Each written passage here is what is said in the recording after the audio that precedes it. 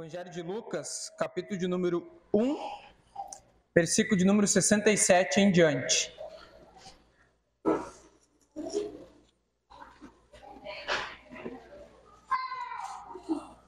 Evangelho de Lucas, capítulo 1, versículo 67 em diante.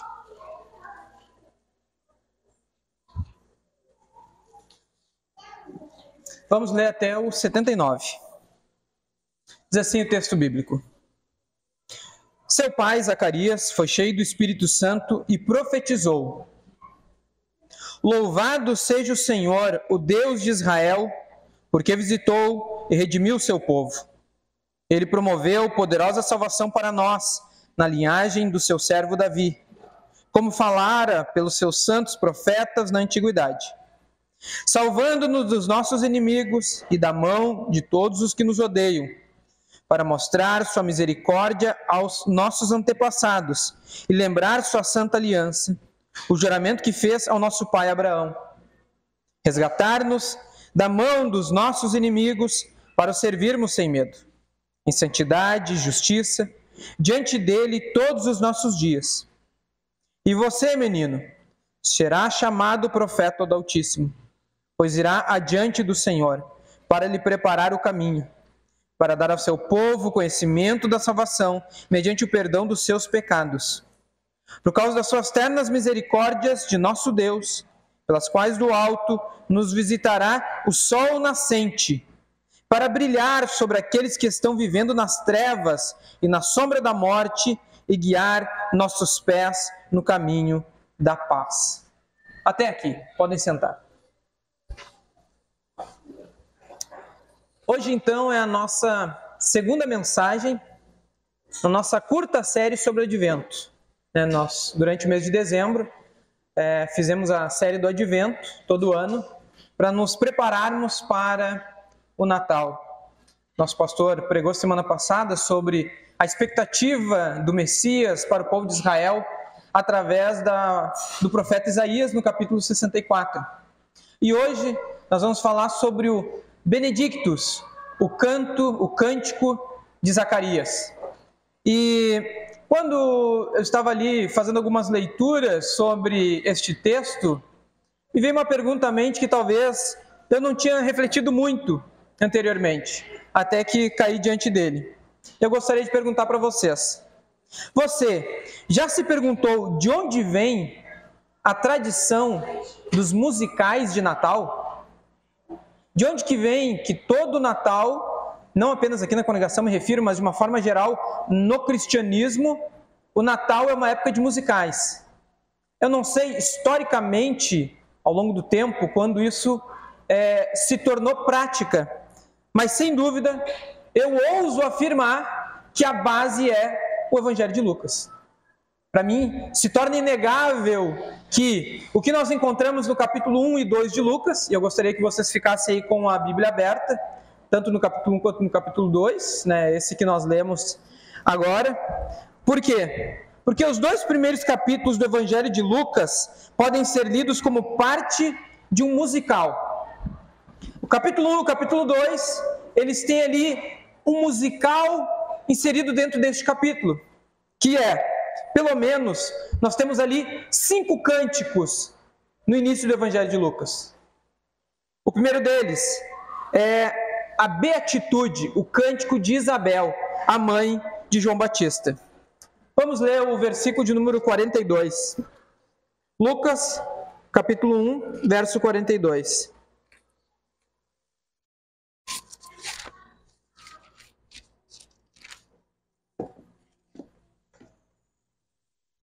Que diz assim: exclamou com grande voz e disse: Bendita és tu entre as mulheres e bendito o fruto do teu ventre.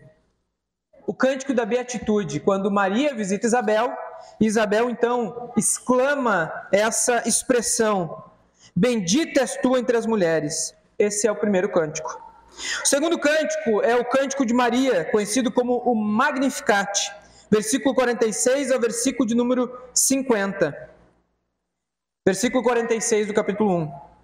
Então disse Maria: A minha alma engrandece ao Senhor, o meu espírito se alegra em Deus, meu Salvador.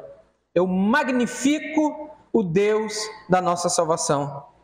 O terceiro cântico é o cântico que nós lemos, é o cântico de Zacarias. Nós já recitamos aqui. O quarto cântico, entre esses dois capítulos, é o cântico dos anjos, conhecido como Gloriam in Excelsis Deo. Lucas, capítulo 2, versículo de número 14. Leiamos. Glória a Deus nas alturas, paz na terra, boa vontade para com os homens. Glória a Deus nas alturas. E o quinto cântico é o cântico de Simeão, que ele finaliza então essa série de cânticos que é o Nunc Dimittis, ou agora despede o teu servo em paz, quando Simeão ele vai apresentar a Jesus Cristo no templo. Podemos ver que então o olhar de Lucas para o Evangelho, ele é um olhar musical. Ele olha com esses olhos musicais quando ele vai apresentar a introdução do que é o Evangelho. Nos lembremos que Lucas, quando ele escreve o Evangelho, ele está escrevendo a Teófilo. Ele está usando a descrição do Evangelho, aquilo que ele está escrevendo, como uma forma de evangelização, ou melhor, até uma forma de explicar o Evangelho para alguém que ainda não conhecia o Evangelho. É o mesmo propósito pelo qual Lucas escreve o livro de Atos dos Apóstolos. Ele também escreve a Teófilo, nós vemos ali no capítulo 1, versículo de número 1 de Atos, assim como nós vemos também no capítulo 1 do Evangelho de Lucas. E é interessante então que ele passa para Teófilo esse olhar musical de como que as coisas se deram desde o início. Lucas tem uma percepção elevada do Evangelho. Ele é rico em detalhes que os outros evangelhos não destacam ou não relatam. Ele então, normalmente os filmes são baseados no Evangelho de Lucas porque ele é muito rico em detalhes. Ele tem histórias que os outros evangelhos não têm. Ele tem enfoques que os outros evangelhos não têm. Lucas, sendo médico, também atua como historiador e também desempenha outras funções dentro da igreja primitiva. Nós vemos que ele é dotado de uma alta capacidade intelectual e ele usa todo o potencial da sua capacidade, da sua formação, do seu conhecimento, para proclamar as verdades do Evangelho. E é então que Lucas ele não cria essas histórias. Lucas ele descreve as histórias conforme elas aconteceram. E é interessante que Mateus não destaca os cânticos, Marcos não destaca, João não destaca, mas Lucas destaca os cânticos proferidos aqui no capítulo 1 e capítulo 2. Então, dada essa apresentação, vamos à introdução do nosso texto. Não vamos pregá-lo ele expositivamente, mas vamos mencioná-los alguns trechos aqui nessa manhã. Primeiro é que, antecedendo o cântico de Zacarias, nós temos então o cântico de Isabel, que cantou sobre a bem-aventurança daqueles que se submetem ao plano de Deus. O primeiro cântico, que é o de Isabel, ele é um cântico de submissão à vontade de Deus, conforme aconteceu com Maria. Então, nós vemos que o plano de Deus era trazer Jesus Cristo à Terra através da encarnação em Maria. Maria, quando também ela recebe o chamado de Deus, ela também se submete ao plano de Deus. Por isso então que o cântico dela ela magnificou com conteúdo bíblico, com coração alegre, o Senhor de toda a graça. Ela faz ali no seu cântico a demonstração total, e nós já em anos anteriores fizemos aqui pregações sobre o Magnificat, o cântico de Maria, que de forma gloriosa, abundante, cheia de graça e alegria, Maria se submeteu à vontade de Deus, não apenas como uma obrigação, mas sim como um privilégio de poder servir a Deus através do nascimento de Cristo. Então nós entramos no terceiro cântico, que é o cântico de Zacarias. E qual é o conteúdo do cântico de Zacarias? Qual é o enfoque que ele dá? Que parte tem o cântico de Zacarias no musical de Natal, não apenas para o Natal, mas o musical de todos os dias do ano? O que nós podemos extrair deste cântico para colocarmos em prática na nossa vida espiritual? Aí nós precisamos recapitular um pouco a história. Que o texto que nós lemos nos fala do cântico de Zacarias, mas não fala do processo para chegar ao cântico de Zacarias. Então nós olhamos a bênção de Deus, mas não sabemos muitas vezes como que a bênção chegou até aquela pessoa. E é que nós encontramos então o início do capítulo 1. Vejamos bem, versículo de número 5 do capítulo 1. O anúncio do nascimento de João. Existiu no tempo de Herodes, rei da Judéia, um sacerdote chamado Zacarias, da ordem de Abias, e cuja mulher era das filhas de Arão. O nome dela era Isabel. Eles eram ambos justos perante Deus, vivendo irrepreensivelmente em todos os mandamentos e preceitos do Senhor. E não tinham filhos, porque Isabel era estéril e ambos eram avançados em idade. A primeira coisa que nós encontramos é a descrição, quem são eles? E também, de que forma eles viviam. Olha o versículo 6. Eram justos perante Deus, vivendo irrepreensivelmente em todos os mandamentos e preceitos do Senhor. E aqui nós, em certa medida, já desmistificamos um pouco sobre algumas questões. Por exemplo, que a pessoa, no caso aqui, a esterilidade era um grande problema. Eles não tinham filhos, porque Isabel era estéril e eles já eram avançados em idades. Só que o texto diz que a esterilidade de Isabel não era fruto do seu pecado, não era fruto de uma vida desregrada, não era fruto de uma vida de incredulidade, não, mas diz que eles eram justos perante Deus, irrepreensíveis e viviam em todos os mandamentos do Senhor. Então, quando passamos por problemas ou dificuldades, ou quando alguém tem algo que é irremediável do ponto de vista humano, nem sempre é a punição de Deus. Muitas vezes nós ouvimos por aí afora que se nós não recebemos a bênção de Deus é porque algo errado está na nossa vida. E aqui nós vemos que nem sempre é assim. Só que aconteceu no versículo de número 7, versículo de número 8, que exercendo ele o sacerdote diante de Deus na ordem da sua turma, segundo o costume sacerdotal, coube-lhe em sorte entrar no templo do Senhor para oferecer incenso. Zacarias está ali no seu ofício religioso, sacerdotal. Ele está desempenhando o seu papel como sacerdote. E dentro daquele ofício, foi tirado sortes e foi escolhido Zacarias. Você vai entrar no templo, vai oferecer incenso diante da presença de Deus. Versículo 9, versículo de número 10. E toda a multidão do povo estava fora, orando à beira do incenso. E então um anjo do Senhor lhe apareceu, posto em pé à direita do altar. Zacarias, ele entra no templo, está fazendo o seu ofício sacerdotal, o seu culto, oferecendo em prol do povo o seu incenso, a sua oração, a sua prática. E ele vê um anjo diante do altar. E o anjo, ele tem uma profecia para Zacarias muito específica. Verso de número 12. Diz que Zacarias, vendo, turbou-se e caiu o temor sobre ele, mas o anjo lhe disse: não temas, porque a tua oração foi ouvida. Isabel, tua mulher, dará luz a um filho e lhe porás o nome de João. E terás prazer e alegria, e muitos se alegrarão no seu nascimento, porque será grande diante do Senhor, não beberá vinho, nem bebida forte, e será cheio do Espírito Santo, já desde o ventre da sua mãe. Converterá muito dos filhos de Israel ao Senhor seu Deus, irá diante dele no espírito e virtude de Elias, para converter o coração dos pais aos filhos e os rebeldes à prudência dos justos, com o fim de preparar ao Senhor um povo bem disposto. Que descrição! João vai ser alguém tremendo. João vai ser alguém poderoso. João é aquele que é chamado pelo Senhor para exercer um papel que talvez não encontramos tão bem descrito na Bíblia, senão o que o próprio anjo diz, muito semelhante a Elias, cheio de virtudes, cheio de coragem, cheio de força, cheio de ânimo, intensidade. Então, Zacarias vê o anjo profetiza para Zacarias: tua mulher não será mais estéril, tu vai ter um filho, teu filho vai ser poderoso, ele vai trazer aqueles que são rebeldes, aqueles que são os corruptos, aqueles que são os imprudentes, ele vai trazer para o caminho do Senhor, ele vai converter o coração deles.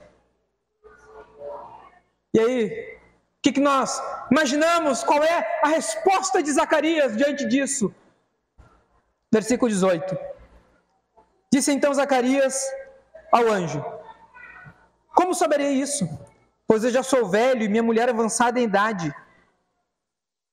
Tipo, é maravilhoso, mas tem um pequeno problema aí.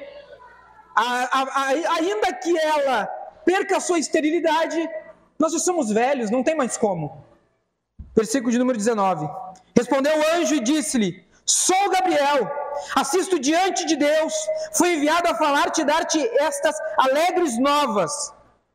Ou seja, eu sou enviado de Deus, eu estou diante da presença de Deus, Deus me mandou aqui para te profetizar qual é o plano dele na tua vida, na vida da tua esposa, na vida do teu filho, na vida da nação e na vida do mundo, porque João vai anteceder o Salvador do mundo.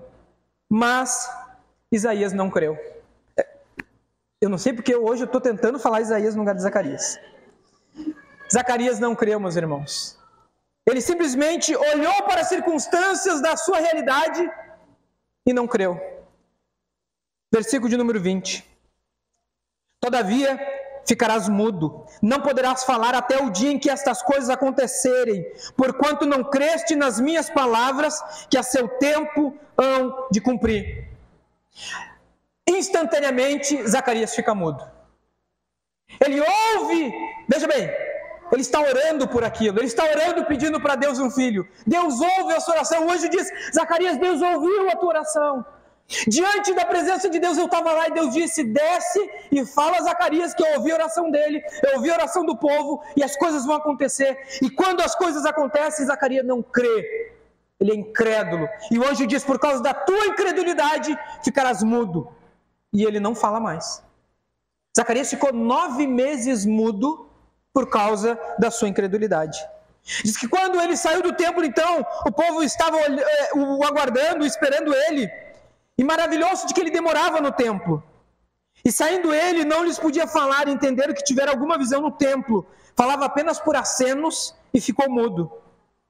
Então, aquilo que o anjo disse se cumpriu. Verso 23. Sucedeu que, terminados os dias de seu ministério, voltou para casa.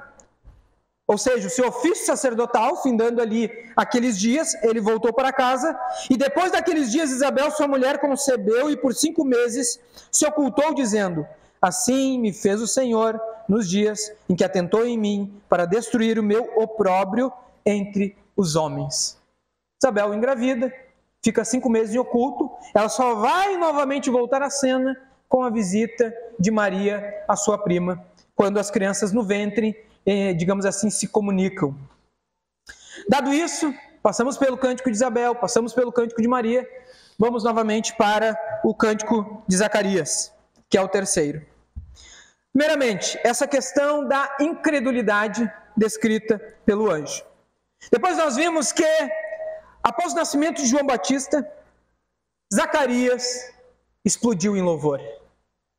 Zacarias ele só volta a falar depois que João nasce, 9 meses depois. É o versículo de número 57 sobre o nascimento de João Batista.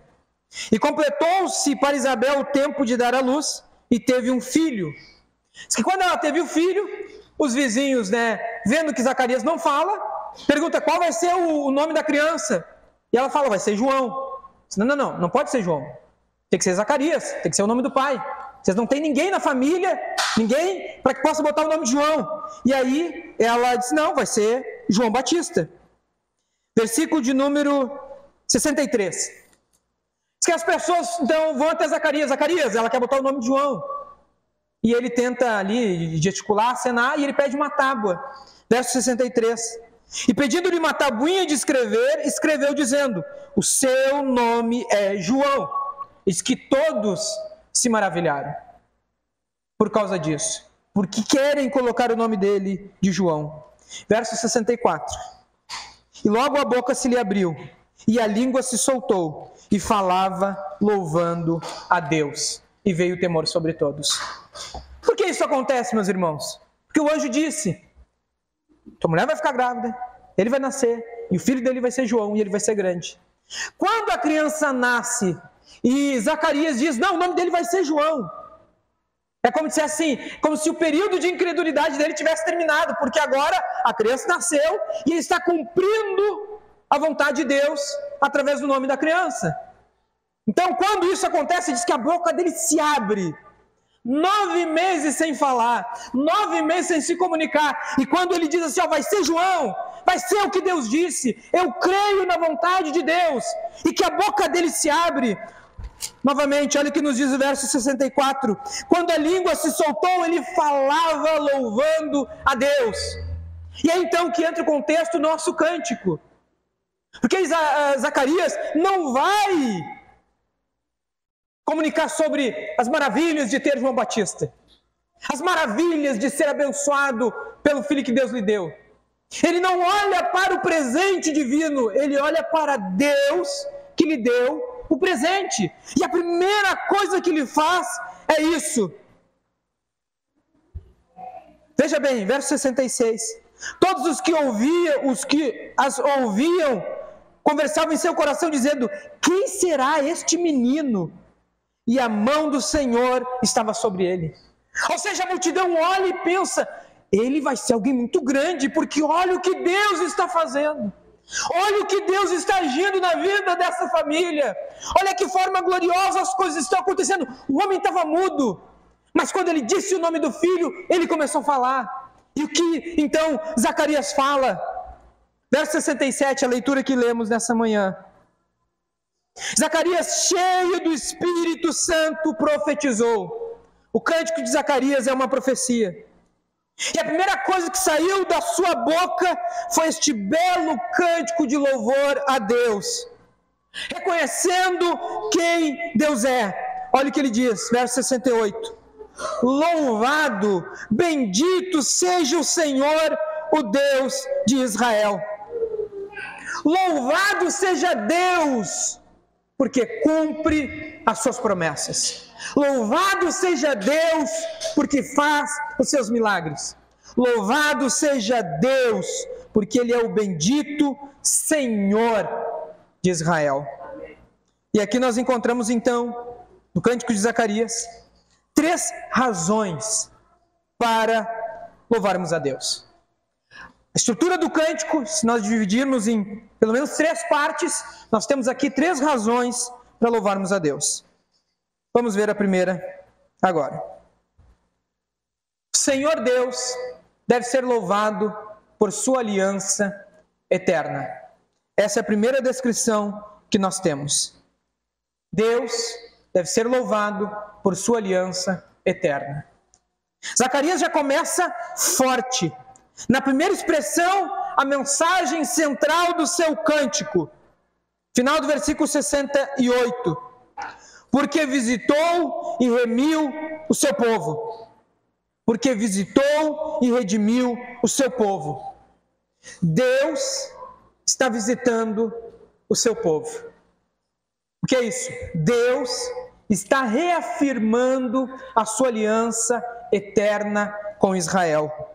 E o verbo visitar, alguns estudiosos do termo grego, porque o Novo Testamento foi escrito em grego, eles dizem que o verbo visitar de Lucas 1,68, ele só é encontrado exatamente da mesma forma em Mateus, capítulo 25, versículo 43, que é Mateus 25, 42 e 43, que diz, palavras de Jesus, pois eu tive fome e vocês não me deram de comer, dizendo aos religiosos, tive sede e nada me deram de beber, fui estrangeiro e não me acolheram, necessitei de roupas e vocês não me visitaram, estive enfermo e preso e vocês não me visitaram. O verbo visitar, que nós encontramos na primeira expressão do cântico, ele é o mesmo verbo no qual Jesus fala em Mateus 25. É a indicação de ir para ver, conhecer e ajudar pessoalmente alguém necessitado. Visitar é a ação de ir para ver qual é a situação.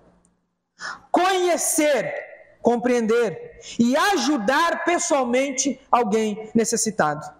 Então, quando Zacarias diz, ele visitou o seu povo, Deus está vindo em nosso favor, Ele está vindo nos ver, nos conhecer e nos ajudar pessoalmente, porque estamos necessitados.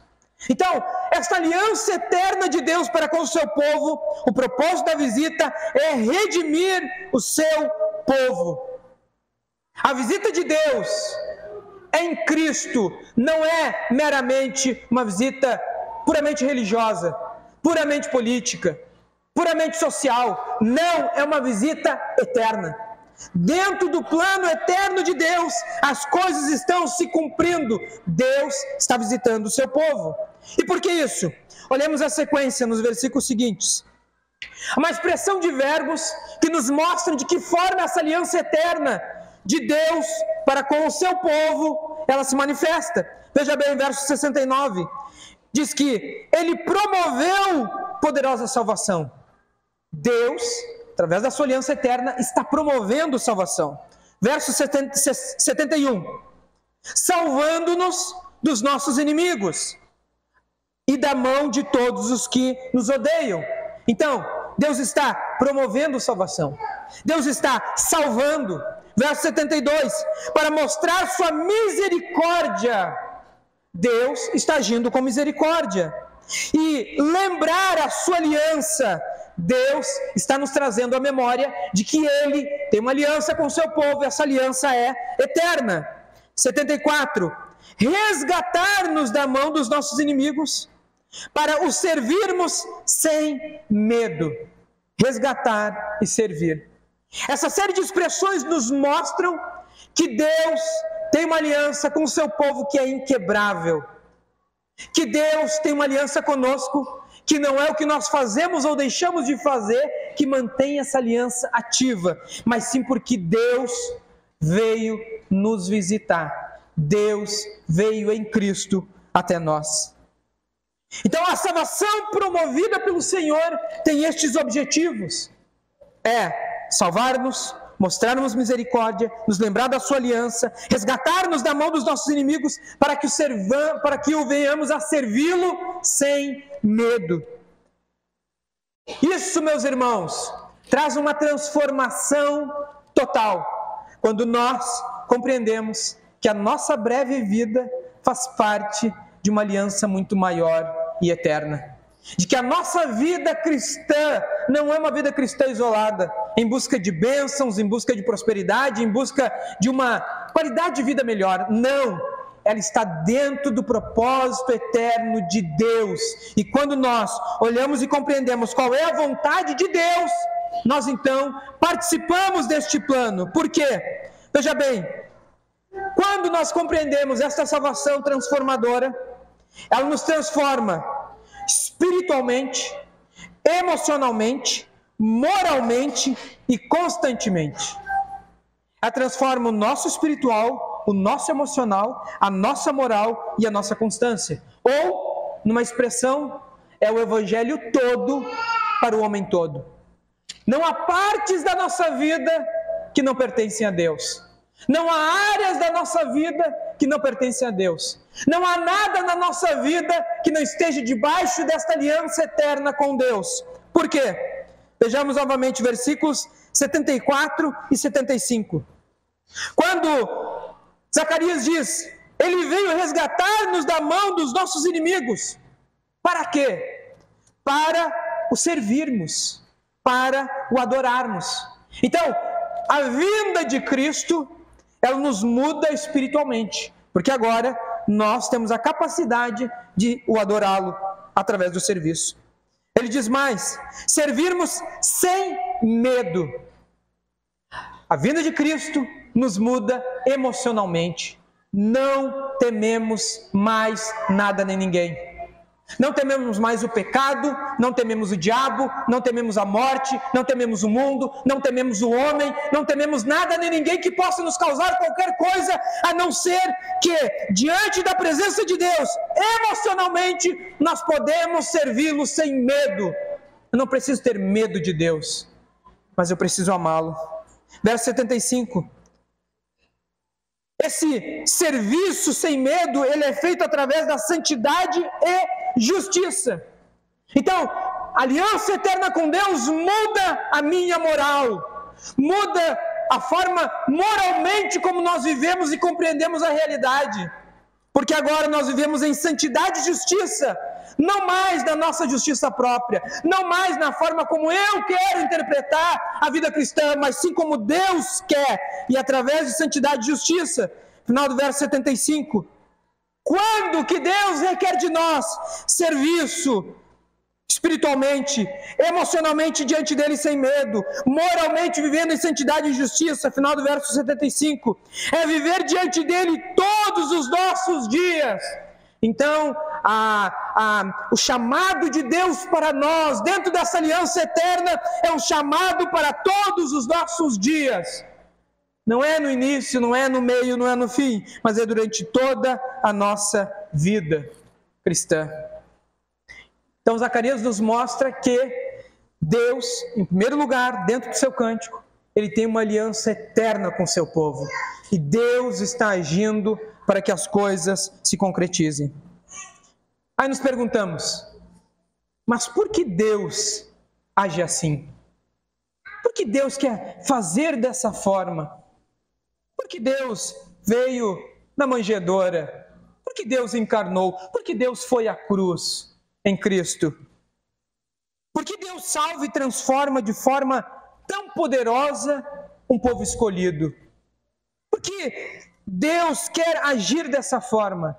E a única resposta, diante do texto que eu posso dar, é por causa da sua aliança eterna.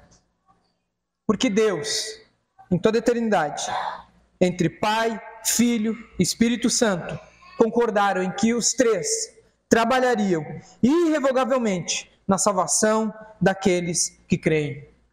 Porque Deus, muito antes do mundo ser mundo, ele já tinha uma aliança eterna entre Pai, Filho e Espírito Santo. E essa aliança se estendeu a um povo na terra, que é o povo de Deus. E essa aliança não apenas se estendeu ao povo de Deus, Israel, mas se estendeu a todos os povos, a todas as tribos, a todas as línguas e a todas as nações, em todos os tempos. Porque Deus tem uma aliança que é eterna.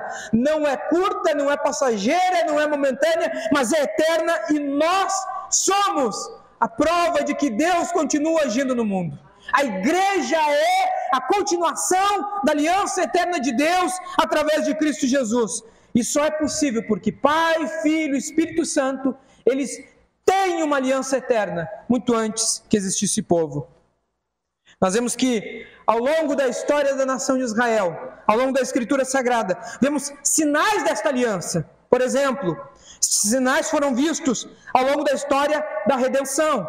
Deus faz aliança com Adão, foi quebrada. Deus faz aliança com Noé, foi quebrada. Deus fez aliança com Abraão, foi quebrada. Deus fez aliança com Moisés, foi quebrada. Deus fez aliança com Davi, foi quebrada. Mas todas essas alianças prefiguravam a verdadeira aliança, que é a aliança de Cristo Jesus com o seu povo.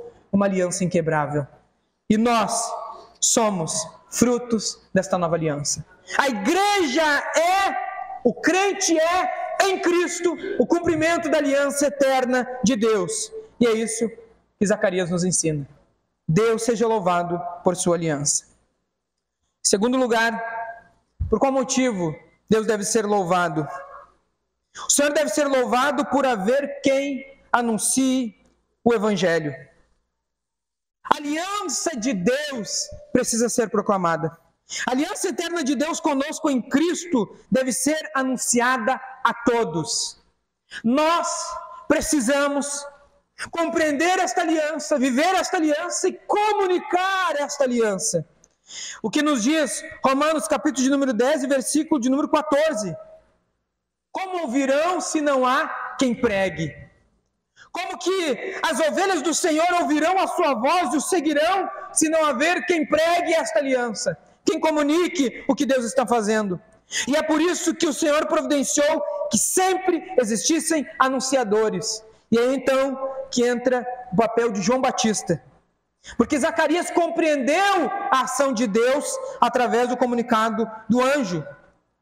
Zacarias louva pelo seu filho João Batista, que precederia a todos nós na anunciação das boas novas de salvação. Vejamos, versos 76 e 77. E tu, ó menino, serás chamado profeta do Altíssimo, porque has de ir ante a face do Senhor e preparar os seus caminhos, para dar ao seu povo conhecimento da salvação, a remissão de seus pecados. Zacarias terá um filho que será um instrumento para a conversão de multidões. Zacarias terá um filho que se apresentará diante de Deus com coragem, com zelo, com santidade, uma mente morta para os prazeres do mundo, mas um coração voltado para Deus. Zacarias terá um filho em que os rebeldes se converterão através da sua pregação, e que os incautos serão levados à sabedoria da justiça por causa da pregação sobre Cristo Jesus. João aplanaria os caminhos no deserto. E aí nós vemos que, se Deus tem uma aliança eterna, essa aliança precisa ser comunicada ao povo de Deus.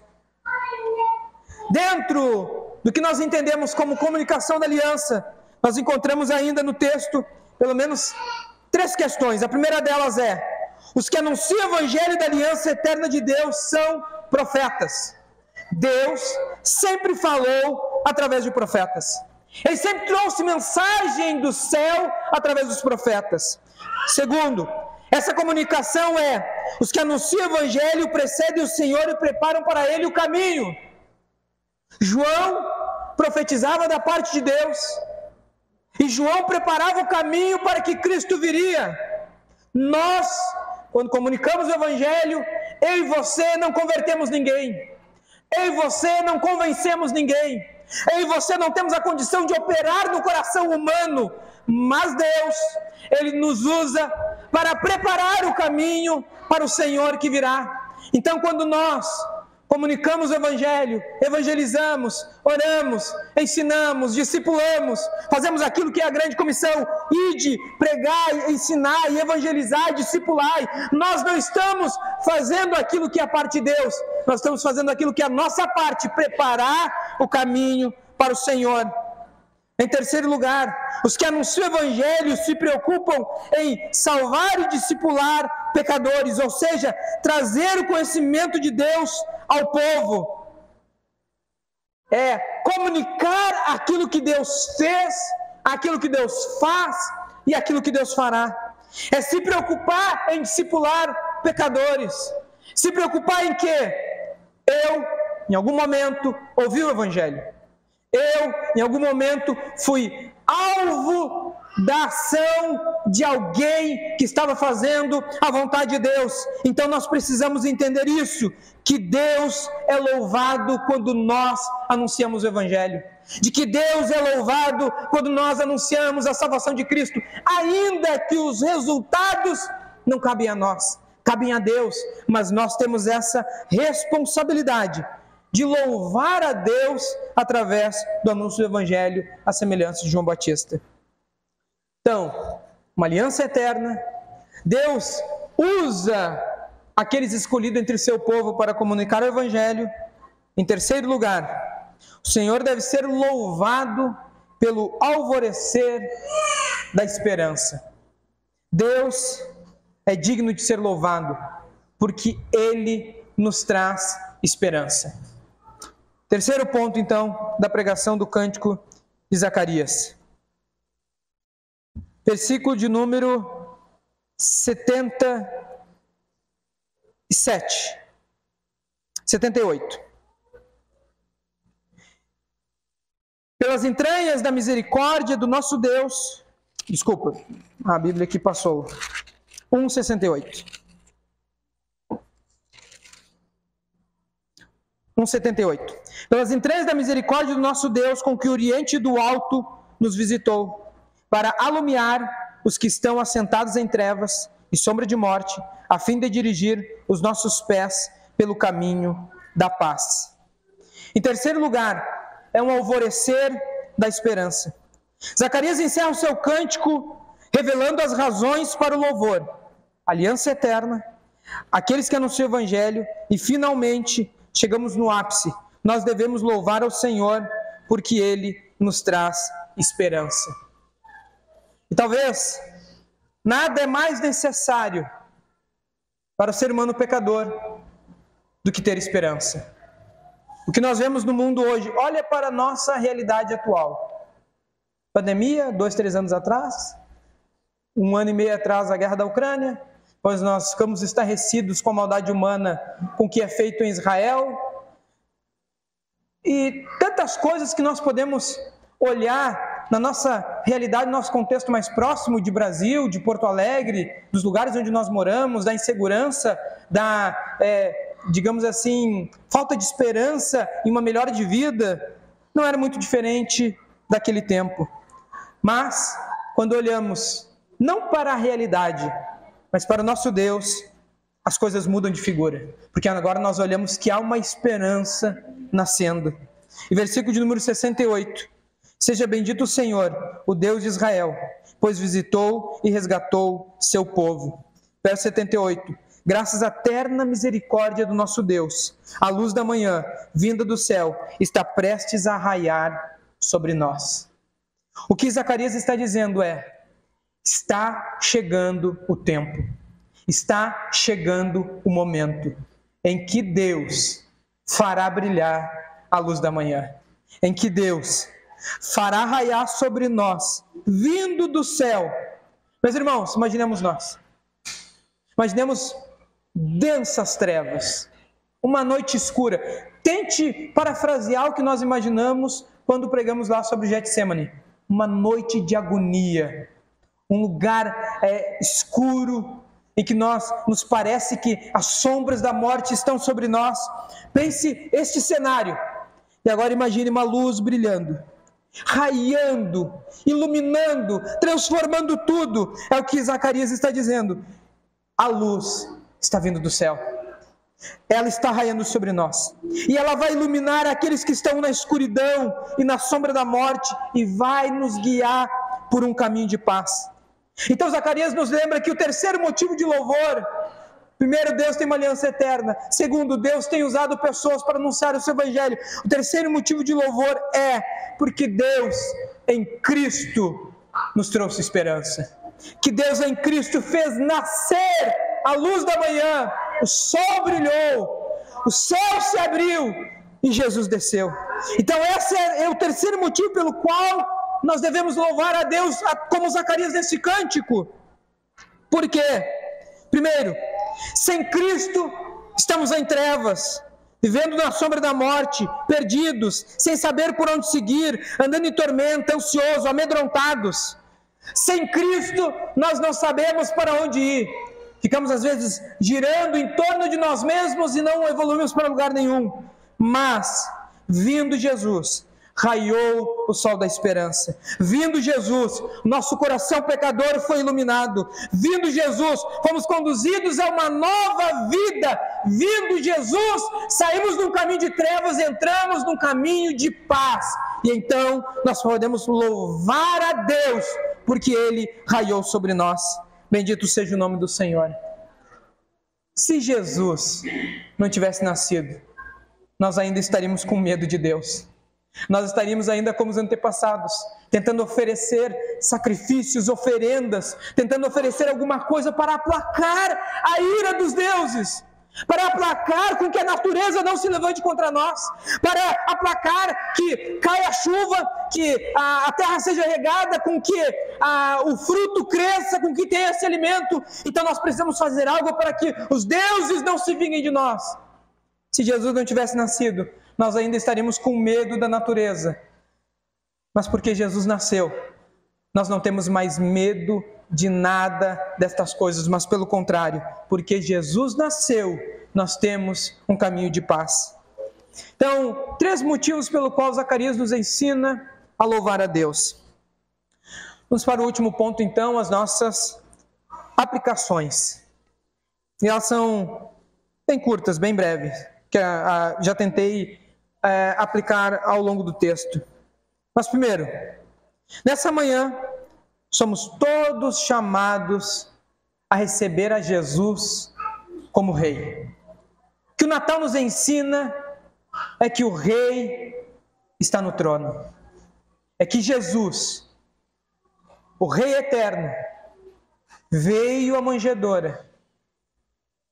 Sua vida, sua morte e a sua ressurreição, está sentado à direita de Deus Pai, e por Ele está no trono. Nessa manhã nós devemos louvá-lo.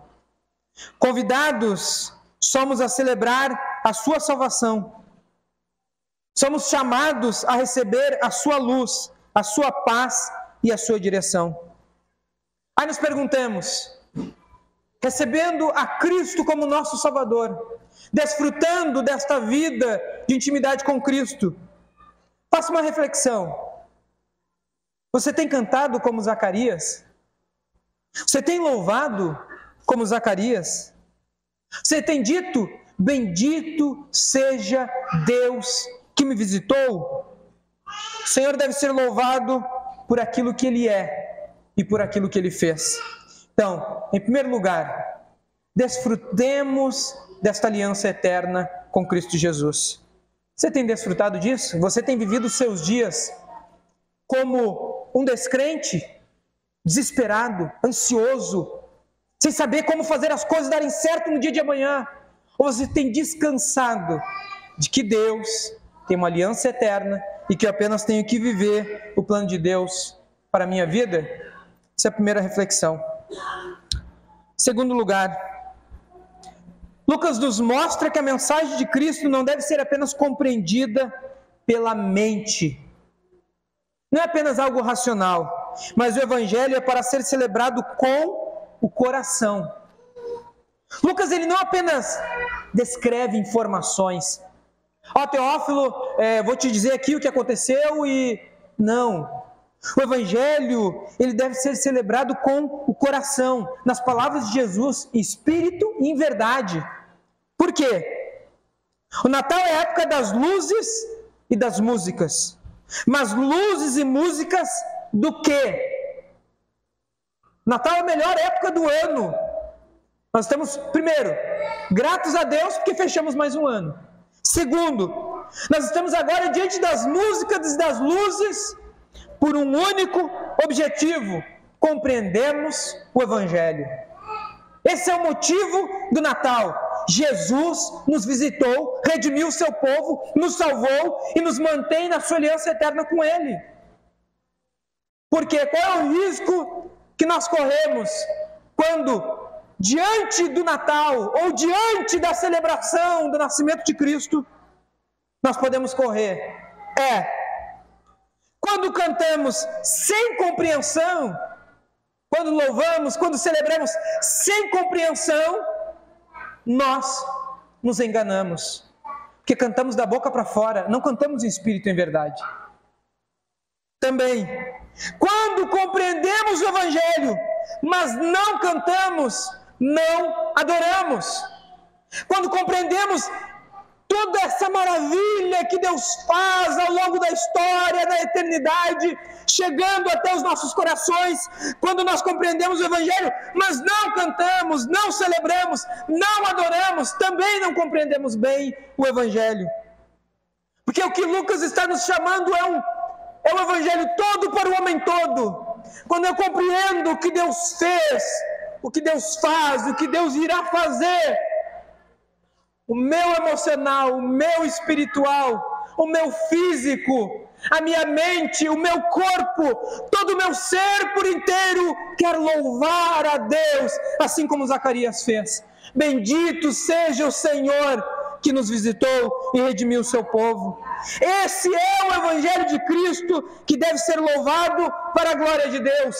Eu compreendo e adoro, e porque compreendo, eu adoro, e quando adoro, eu sei que eu compreendi. Não é simplesmente algo apenas espiritual e não racional, não é só algo racional e não espiritual, é o todo. Nós precisamos louvar porque compreendemos, e quando compreendemos, precisamos celebrar, adorar. O nosso ser precisa dizer: louvado seja Deus, porque Cristo veio.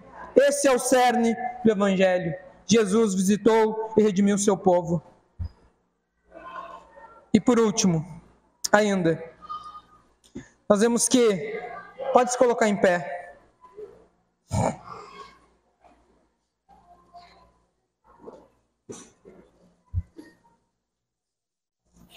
O cântico de Zacarias, escrito há 2000 anos atrás, nos remete que as dificuldades da vida não podem nos afastar da presença de Deus.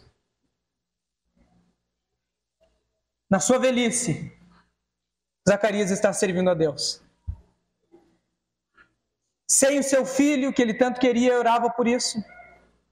Sem a sua esposa grávida, que eles oravam e pediam por isso. Mas diz o texto bíblico, que apesar de Deus, até a velhice, não ter dado a Zacarias o que Zacarias estava pedindo ao longo da sua vida, diz a Bíblia Sagrada, fielmente ele servia a Deus.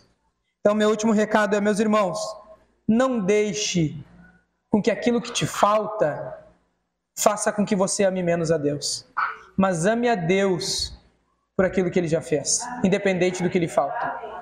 Independente do que nos falta, que nós viemos amar a Deus acima de todas as coisas.